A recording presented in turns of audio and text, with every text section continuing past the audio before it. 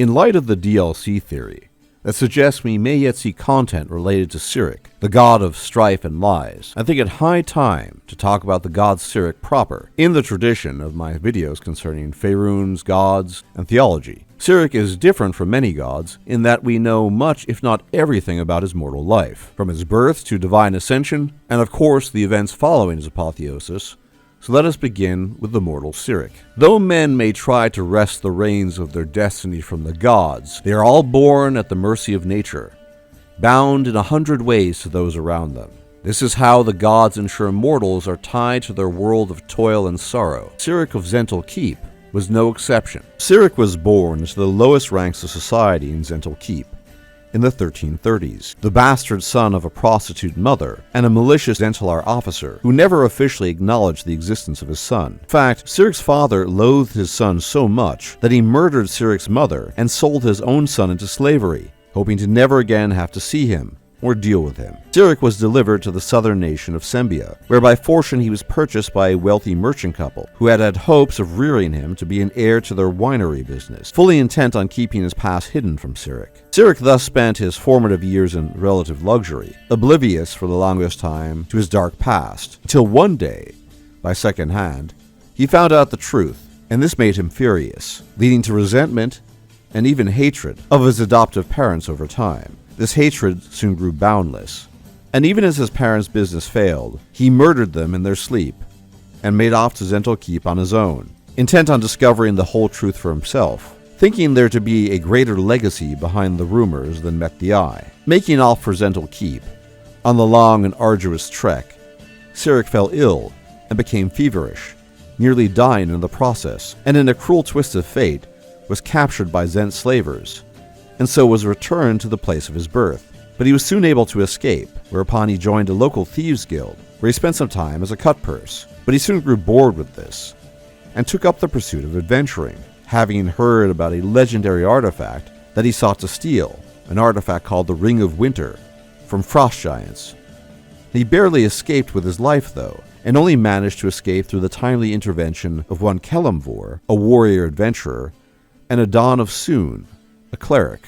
And it was in the company of these adventurers that Cyric entered into the period known as the Time of Troubles. The gods had been cast down to Faerûn by Eu, the overlord of the gods, for the theft of the Tablets of Fate that delineated the obligations and duties of the gods. Though only known to a few, only Bane and Mirko were truly culpable in the theft. Neither Kelemvor nor Adon knew much about the dark nature and deeds of Cyric, which Cyric only gladly withheld from them. But even Cyric would at times struggle with his inner nature. It was around this time that Cyric first met the magic user, Midnight, and he became unhealthily obsessed and infatuated with her over time. And the adventurers, 4 of them, became embroiled knee-deep in the divine politics of the gods, who had been consigned to Faerûn.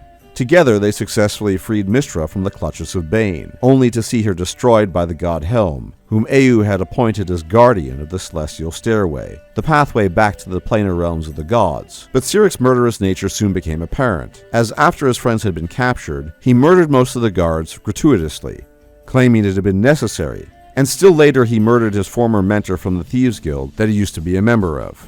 Eventually, Cyric abandoned his former friends to join a group of mercenaries associated with Zhentil Keep, called the Company of the Scorpion, some of whom were in direct employment of the god Bane on Faerûn, eventually taking over the company and gaining an audience with the god himself, who tasked Cyric with capturing Midnight and killing Kelemvor, thus effectively betraying his former friends. Having learnt of the Tablets of Fate, Cyric never truly let go of his unhealthy obsession with Midnight, and ultimately saw her as a means to acquire the Tablets of Fate for himself and bring them to Eu, since she had been seeded with some of Mystra's power, and thus he hatched a new plan to use her magical prowess to help him acquire them. Both Cyric and his former friend had heard that one of the Tablets of Fate was being held in the city of Tantras, and it was here that one of the great calamities of the Time of Troubles took place. Cyric and Kelemvor, Adon and Midnight, from opposite ends of the city, watched as Torm and Bane, bound to giant divine avatars, battled each other to the death. It was only by the nape of his neck that Cyric managed to escape, but he had failed in securing the tablet held there, as well as failed to kill Kelemvor and capture Midnight. He sailed west with his company to pursue them, during which time He slaughtered an entire halfling village for his own amusement and acquired the magical sword Godsbane that further guided and drove his murderous instincts.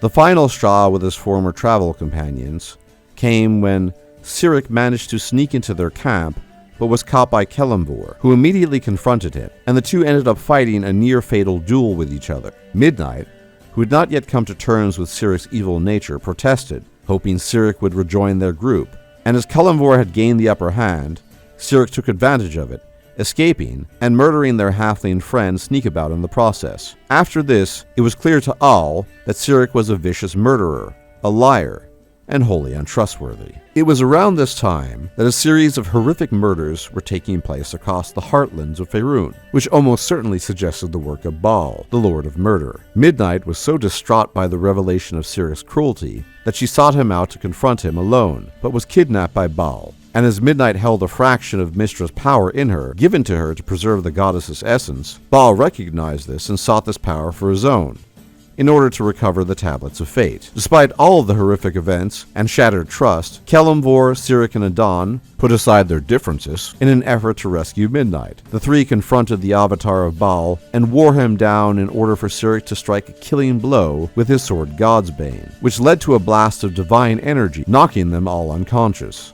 Waking up, Kelemvor, Adon, and Midnight tried to decide what to do with Cyric, but ultimately decided to leave him to his own devices. This was a fatal decision, as Cyric would not give up and tracked them down and slew Adon with a single arrow, but was driven off by Midnight's magic. Adon would later be resurrected. After this, Cyric made the recovery of the Tablets of Fate his sole interest and put everything else aside. Finally, in Waterdeep, Cyric managed to track down the trio who had come into possession of the Tablets of Fate, and wounded Midnight, killed Kelemvor, and stole the tablets for himself, to then present them to the overgod Eu, making his case for his godhood. And Eu, of course, already anticipated this.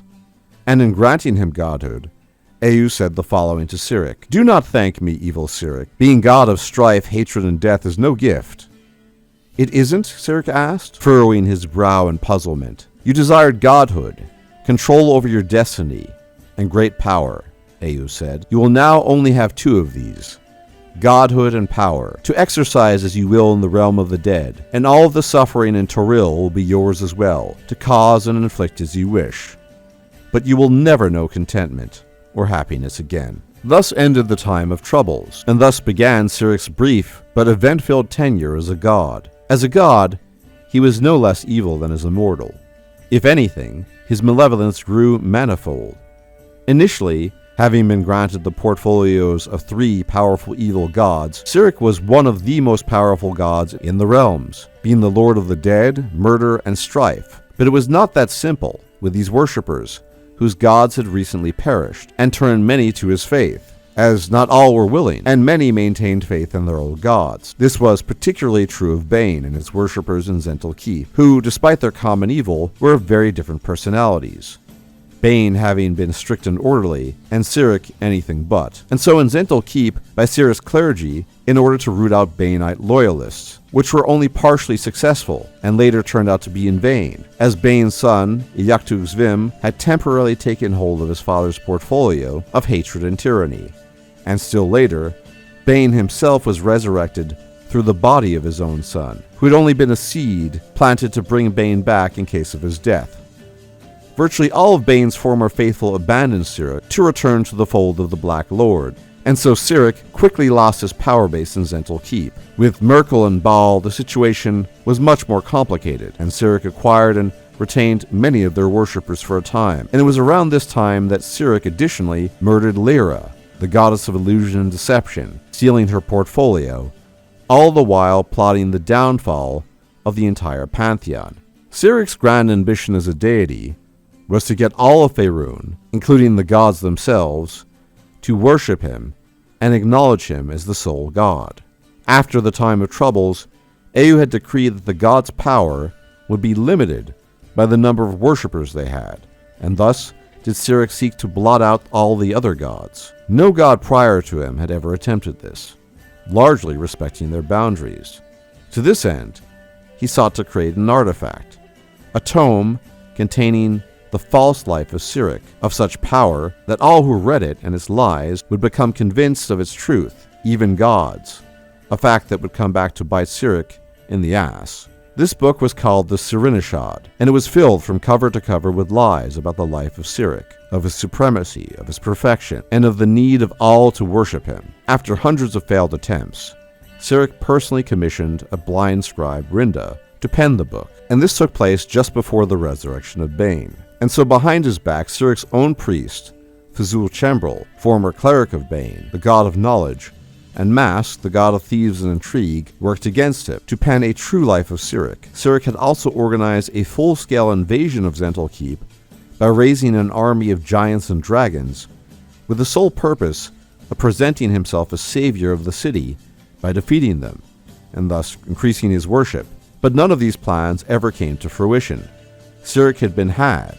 Although apparently aware of the other gods' attempt to pen the true life, Cyric was still unaware that the god Mask had conspired against him, and when Cyric ordered his priest Fuzul-Chembrel to read the Cyric and murder the scribe Rinda, it had all been an illusion, with Mask posing as Fuzul and faking Rinda's death. Nonetheless, Mask, having read the book, lost power, ceding his portfolio of intrigue over to Cyric, and began to believe the lies of the Cyric, believing in the ultimate supremacy of Cyric. Fuzul, who was originally instructed to read the Cyric to all of Zhentil Keep, now read the true life of Cyric, which induced all the people to riot. All the while the giants and dragons that Cyric had raised to attack the city were slaughtering the citizens, with no savior in sight, leading to an absolute state of chaos that ultimately weakened Cyric and his position in the pantheon. Whilst this was happening, Mishra presented her case to the Circle of Greater Gods that Cyric's Cyric was a violation of divine law and dangerous, as it could force both mortals and gods to believe in the purported supremacy of the Dark Sun. And while Cyric was preoccupied with the mortal realms, he had been extremely negligent of the city of the dead and his duties as god of the dead that he had inherited from Merkel, and the city was in a state of rebellion.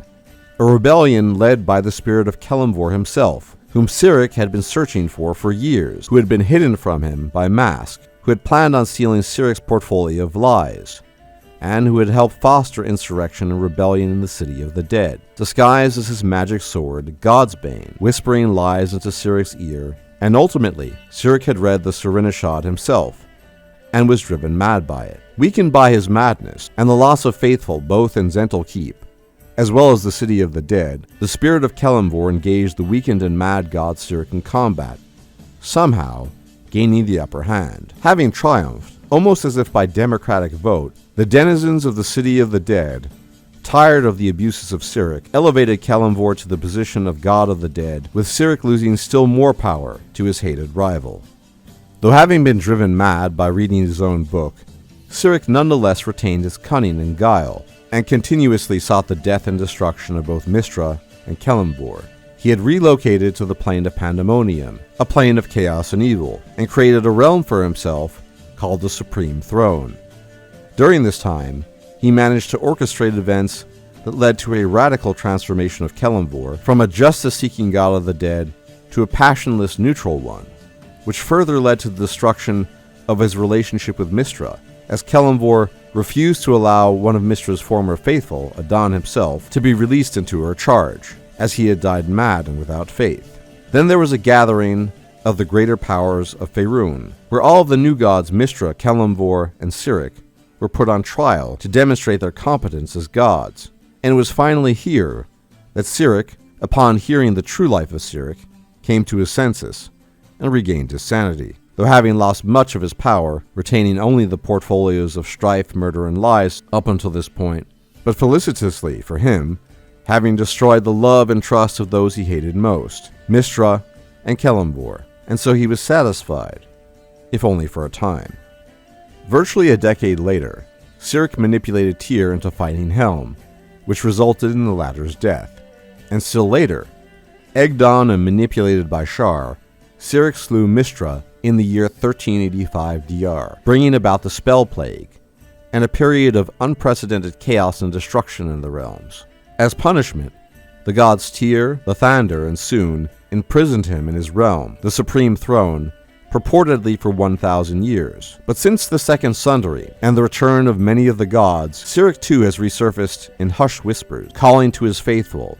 Though greatly reduced in power, he nonetheless remains a frightening prospect for all those of good heart and soul, and even those of dark heart and soul. As a deity, Cyric is fairly unique in the Faerunian pantheon, as Cyric is perhaps the most megalomaniacal of gods to have ever graced the Forgotten Realms. Many gods are evil, cruel, petty, and murderous, and while Cyric is all these things, he genuinely believes himself to be superior to all others, gods or mortals, even after having recovered from his insanity.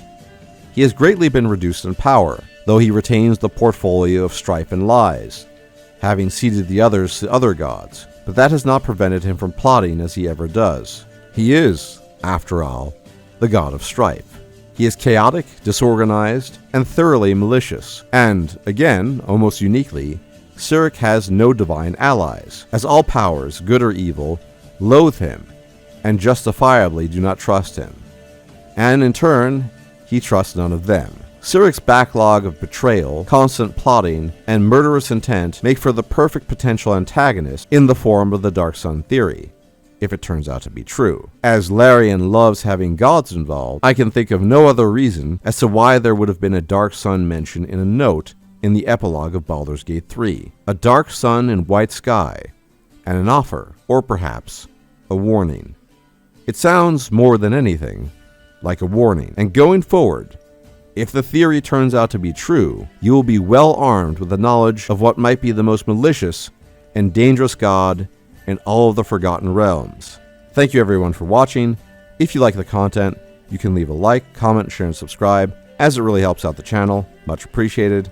And I will check you out next time. Take care.